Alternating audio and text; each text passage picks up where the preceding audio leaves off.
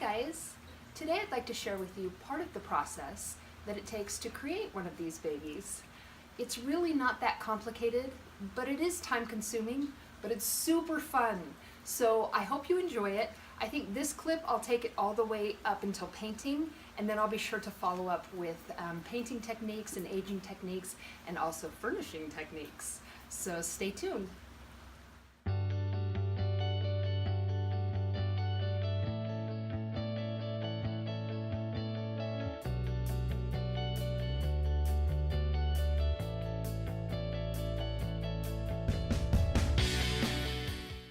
When all is said and done, you end up with a substructure that looks something like this. It's really fun and creative, and you can do whatever you want. And now, the fun begins. For me, this is the funnest part, because you can let your imagination just run wild. I love that whenever I approach a project like this, I don't really have anything in mind.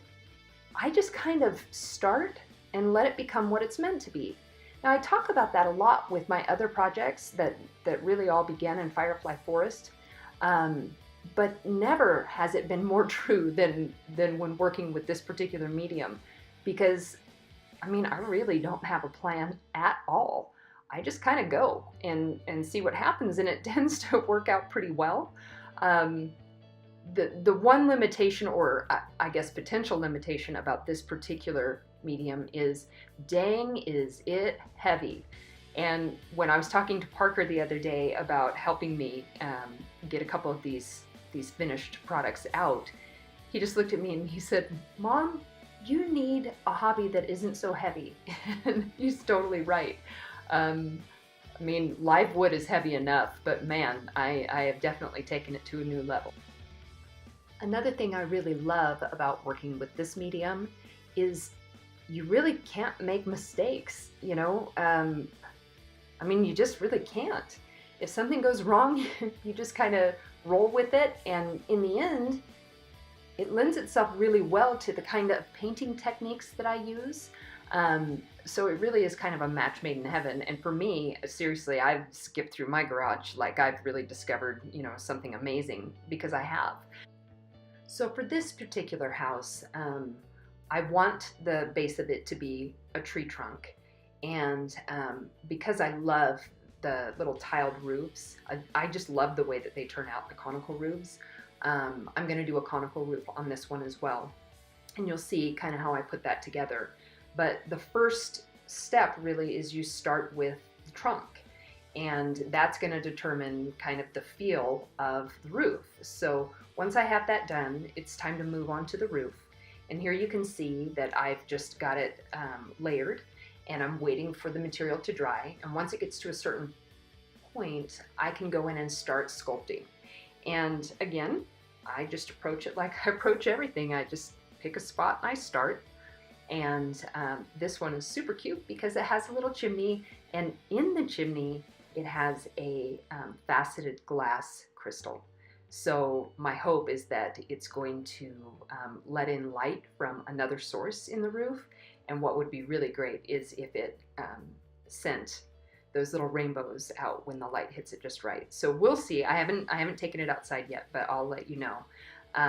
So I decided that the chimney should be a branch, and I decided that this one should have a sunflower. I'm not really sure why, but so I did a sunflower sitting on the top. You can see that I'm really only using two tools. I'm using a tiny metal tool. It's kind of like a little trowel, or a steel palette knife is really what it is. And it's a masonry pointer tool.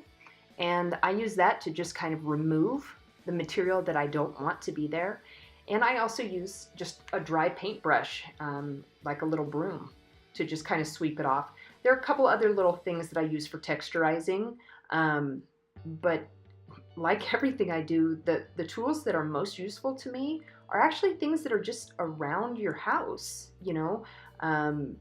It's like going into Hobby Lobby and looking at all of the carving tools or the clay tools. They look really neat on the shelf, but the truth is, when you get them home, you often have things just in your junk drawer that work just as good or better, and that's certainly been true for me here, as I'm learning and growing in this particular medium.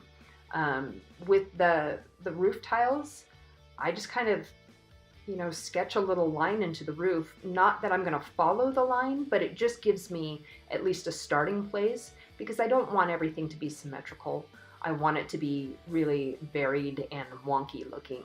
And so, again, the line is just for a starting place, and then I quickly erase it. I don't spend too much time looking at placement. I just kind of follow the path that emerges as I start with one place. Perhaps the reason this approach resonates so much with me, brings me so much joy in the process, is I really love this idea of becoming. That as individuals, we are not relegated to become something that has been predetermined. Our past does not determine our future.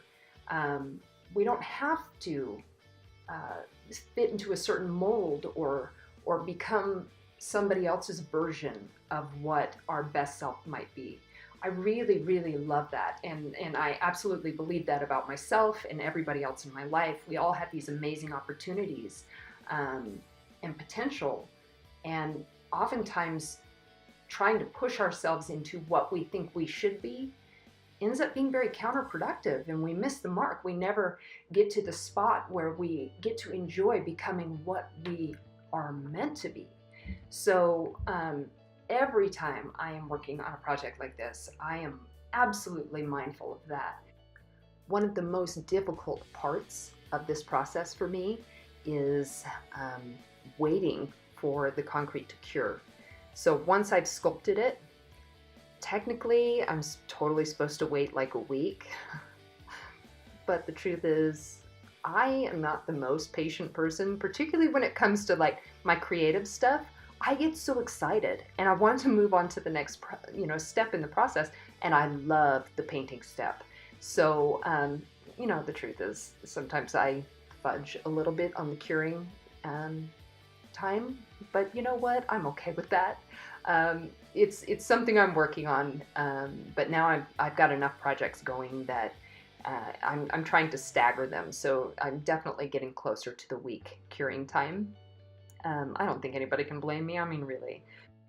Speaking of painting, I'm almost to my week in the curing process for this particular project. So in the next couple of days, I get to start painting it.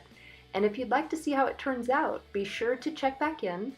I'll be sure to just video it so you can see what I do and how I do it. But this is how it looks today. It's been sculpted, it's drying, it's almost at a week, and I'm really, really excited about this one.